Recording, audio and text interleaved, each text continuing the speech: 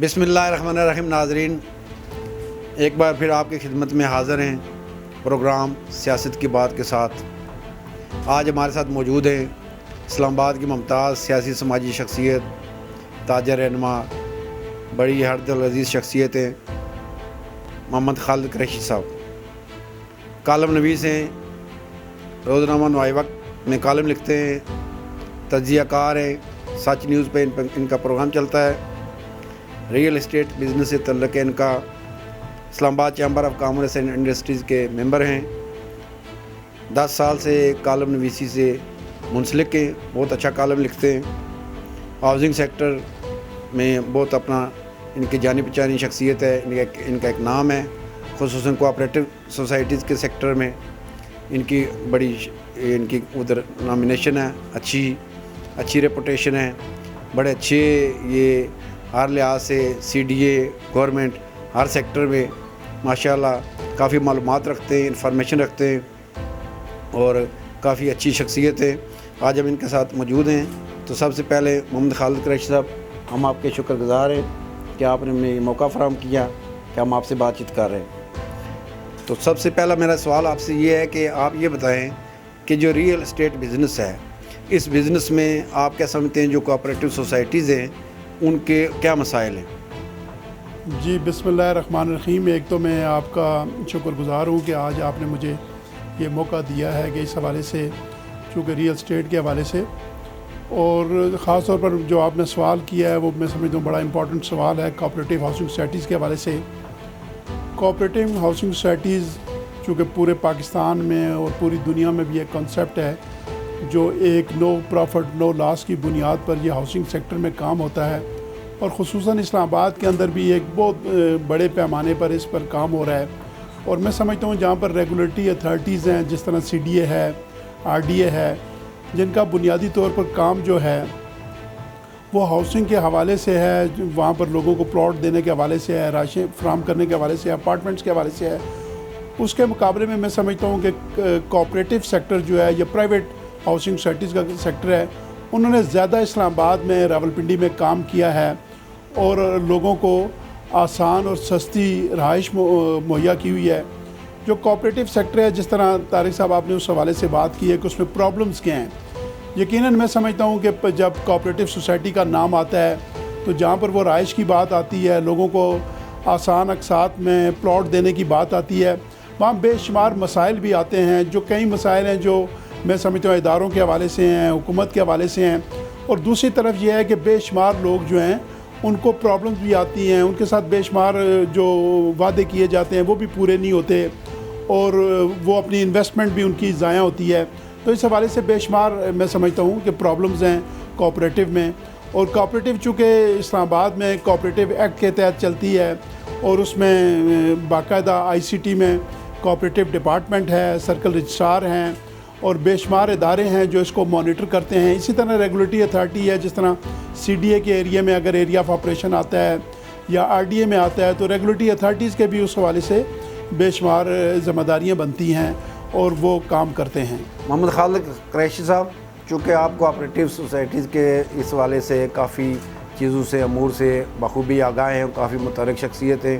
خصوصاً housing sectors میں مسائل حل کرنے کے حوالے سے آپ بڑے متحرک ہیں اور آپ نے کافی جگہ آواز بلند کی ہے، تو کیا سمجھتے ہیں کہ آپ اس وقت جو حکومت ہے PTI کی اور وزیر اعظم عمران خان کا کیا ویژن ہے اس حوالے سے کہ ہاؤسنگ سیکٹر کو کیسے پروموٹ کیا جا سکتا ہے؟ جی بالکل، یہ بڑی اچھی بات آپ نے کی ہے اس حوالے سے کہ گورنمنٹ چونکہ نئی گورنمنٹ آئی ہے، اور یہ گورنمنٹ بھی جو ان کا سلوگن تھا، مینیفیسٹو تھا، وہ تبدیلی کے حوالے سے تھا، اور اس حوالے میں پرائم منسٹر صاحب نے بڑا انیشیٹو لیا اور انہوں نے ریئل اسٹیٹ کے حوالے سے، یہ بھی پاکستان کی تاریخ میں سمجھتا ہوں کہ پہلی بار ہوا ہے کہ ریئل اسٹیٹ کو جو ہے انڈسٹری کا درجہ دیا گیا جو اس سے پہلے نہیں تھا۔ اور دوسری بات یہ ہے کہ پاکستان میں جو زر مبادلہ آتا ہے اور ریئل اسٹیٹ میں جو پیسے آتے ہیں وہ ریئل اسٹیٹ ہی کی وجہ سے آتے ہیں، اور موجودہ گورنمنٹ کے حوالے سے جو آپ نے کہا اقدامات، میں سمجھتا ہوں کہ پاکستان کی تاریخ میں ریئل اسٹیٹ کے حوالے سے اتنے اقدامات کبھی بھی نہیں ہوئے جو مختصر 2 سال کے اندر PTI کی گورنمنٹ نے، اور خاص طور پر میں سمجھتا ہوں کریڈٹ اس میں عمران خان صاحب کو جاتا ہے اور PTI کی گورنمنٹ کو جاتا ہے کہ انہوں نے ریئل اسٹیٹ کے حوالے سے عملاً اقدامات کیے۔ اس سے پہلے بھی ہم نے اسلام آباد میں 20-25 سال سے دیکھتے ہیں کہ حکومتیں آتی ہیں، تبدیل ہوتے ہیں، वो ऐलानात करते हैं, वो नारे लगाते हैं, वो तब्दीली की बात करते हैं, लेकिन ग्राउंड के ऊपर अमलन इस हवाले से कोई काम नहीं हुआ। मसलन मैं समझता हूँ कि मौजूदा गवर्नमेंट में और ख़ास तौर पर प्राइम मिनिस्टर साहब ने इसमें बड़ा इनिशिएटिव लिया है कि इस्लामाबाद जो CDA के ज़ेर एहतमाम यहाँ पर काम होता है, यहाँ पर मास्टर प्लान 50 सालों में पहली दफ़ा रिवाइज़ हो रहा है और जदीद दौर जदीद के तकाज़ों के मुताबिक उसको रिवाइज़ किया जा रहा है। दूसरी बात यह है कि पहली दफ़ा जिस तरह पूरी दुनिया में रियल स्टेट जिस तरह दुबई में है, जापान में है, अमेरिका में है, बरतानिया में है कि हॉरिजेंटल कंस्ट्रक्शन ऊंचाई की तरफ जो कंस्ट्रक्शन जाते हैं, ये पहली दफ़ा मौजूदा गवर्नमेंट ने और PTI गवर्नमेंट ने, इमरान खान साहब ने इसमें इनिशिएटिव लिया है। और उस हवाले से कि जो इक़दामात हैं, मैं समझता हूँ कि जहाँ पर सिविल एविएशन का एक रोल था कि वो हाइट पर बड़ी पाबंदी लगाते थे, अप्रूवल्स में बड़ी पाबंदी लगाते थे। पहली दफ़ा इस्लामाबाद के अंदर ये हुआ है कि जो ब्लू एरिया इस्लामाबाद में था ग्राउंड +4 था, ये आज इस्लामाबाद में ग्राउंड +20 स्टोरीज़ हुआ है और नया ब्लू एरिया डेवलप हो रहा है। फिर इस हवाले से प्राइवेट सेक्टर में बड़ा उन्होंने इनकरेजिंग किया है कि LOP जो लेआउट प्लान थे हाउसिंग सोसाइटीज़ में, जो कई सालों से ज़ेर इल्तवा आते थे, CDA में आते थे, RDA में आते थे और कोई कानून साजी नहीं होती थी, उसमें ये पहली दफ़ा ये हुआ है कि लेआउट अप्रूव हो रहा है, नए लेआउट बन रहे हैं, NOCs आ रहे हैं और 30 डेज़ के अंदर, मसलन आज हाउसिंग सोसाइटी अगर रिवाइज लेआउट या नया लेआउट CDA में जमा करती है तो 30 दिन के अंदर रेगुलेटरी अथॉरिटी पाबंद है कि उसको अप्रूवल करे। इसी तरह अगर वो अपने प्रोजेक्ट हाई राइज बिल्डिंग्स लेके आते हैं, अपार्टमेंट लेके आ जाते हैं, मकान लेके आते हैं, तो CDA रेगुलेटरी अथॉरिटी को पाबंद किया गया है कि मुख्तसर टाइम के अंदर अंदर उसको मंजूर करे ताकि उसको आगे लेके चला जाए। अच्छा करेशी साहब, ये देखा जा रहा है कि कोऑपरेटिव सोसाइटीज़ को काफ़ी मसाइल का सामना है, खुसूसन NOC के वाले से काफ़ी उन्हें NOCs लेने पड़ते हैं। फिर ये है कि उनके अलावा जो महकमा जात उनके साथ रेगुलेशन के वाले से अटैच है, वो भी काफ़ी हवाले से देखा जाए तो ऐसा महसूस होता है कि जैसे एक ही काम कई इदारे कर रहे हैं। तो क्या समझते हैं आपके इस रेगुलेशंस के वाले से? एक तो ये 1 विंडो इनके लिए होना चाहिए सोसाइटीज़ के वाले से, और दूसरा जो रेगुलेशंस हैं उनमें ये है कि RDA मौजूद है, CDA मौजूद है, तो वो जो एक रिपीटिशन है कि भाई हर महकमा आके कोऑपरेटिव सोसाइटी के रेगुलेशंस के वाले से इन्वॉल्व होता है। तो इस वाले से आप क्या समझते हैं कि आपके सजेशन क्या है? जी, बड़ी मैं समझता हूँ कि वैलिड बात है और ग्राउंड रियलिटी के मुताबिक आपने बात की है। ये तमाम हाउसिंग सोसाइटीज़ कोऑपरेटिव, खुसूसन कोऑपरेटिव हाउसिंग सोसाइटी,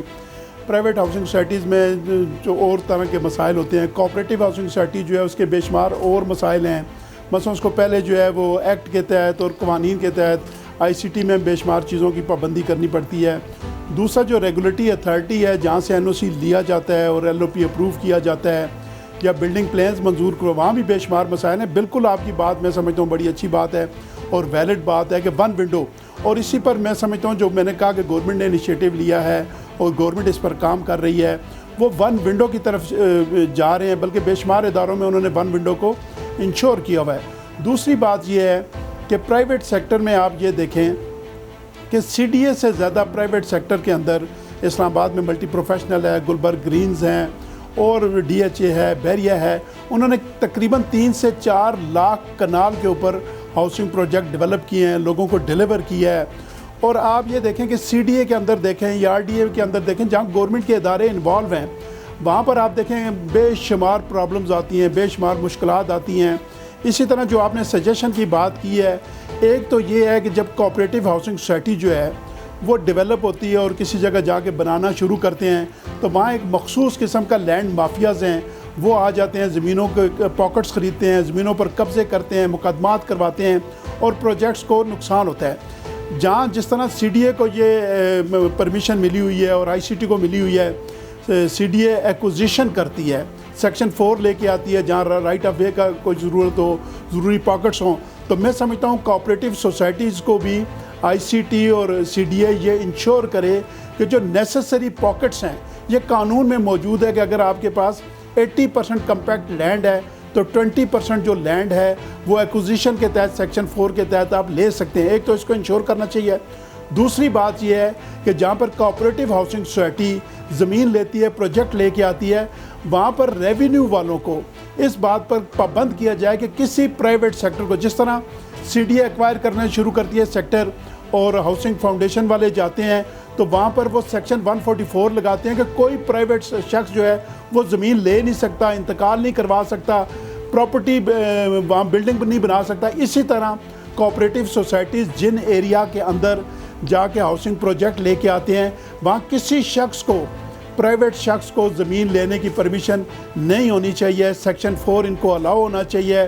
दूसरी बात यह है कि ये एक बड़ा अच्छी डिसीजन किया कि वंस जिस तरह बेशुमार एनओसीज़ का आपने जिक्र किया कि तकरीबन 24 इदारे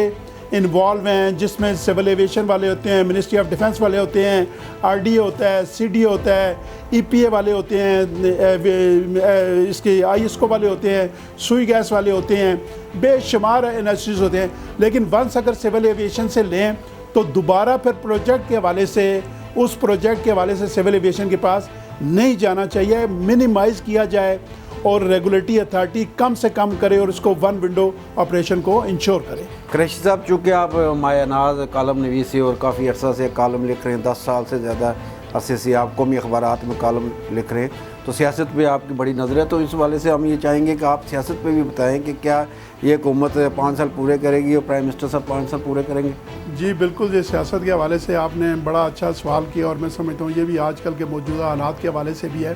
ہر جگہ یہی ہے کہ پاکستان کے اندر جب جمہوریت بحال ہوتی ہے تو پھر یہی سوال شروع ہو جاتا ہے کہ ہر حکومت اپنی ٹینیور پورا کرے گی کہ نہیں کرے گی۔ میں سمجھتا ہوں کہ جو مینڈیٹ ملا ہے ان کو پورا کرنا چاہیے۔ دوسرا، ذاتی حیثیت میں بھی میں سمجھتا ہوں کہ عمران خان صاحب نے انٹرنیشنلی جتنے کام کیے ہیں، پاکستان کے حوالے سے جو انہوں نے امیج بلٹ اپ کیا ہے، پاکستان کا ایک سافٹ امیج پوری دنیا میں گیا ہے، اور بزنس کے حوالے سے گیا ہے، اور باقی انتہا پسندی کے خاتمے کے حوالے سے گیا ہے، تو میں سمجھتا ہوں کہ عمران خان صاحب کی جو گورنمنٹ ہے اور پی ٹی آئی اپنے 5 سال یقیناً پورے کرے گی، اور کرنے بھی چاہیے۔ جی ناظرین، آج کے پروگرام میں آپ نے محمد خالد قریشی صاحب کی بات چیت سنی۔ محمد خالد قریشی ریئل اسٹیٹ بزنس کے حوالے سے، کوآپریٹو سوسائٹیز کے حوالے سے کافی قانونی امور سے ماہر ہیں اور اس حوالے سے کافی تجربہ رکھتے ہیں۔ اس کے علاوہ کالم نویس ہیں، اس حوالے سے انہوں نے بتایا سیاسی اپنا تجزیہ بھی پیش کیا، تو یقیناً یہ آج کا پروگرام آپ کو پسند آیا ہوگا، تو اسے لائک کیجئے، کمنٹس دیجئے، اپنی آراء سے آگاہ کیجئے۔ اس کے ساتھ ہی اپنے میزبان چوہدری طارق حمزہ کو اجازت دیجیے۔ اللہ حافظ۔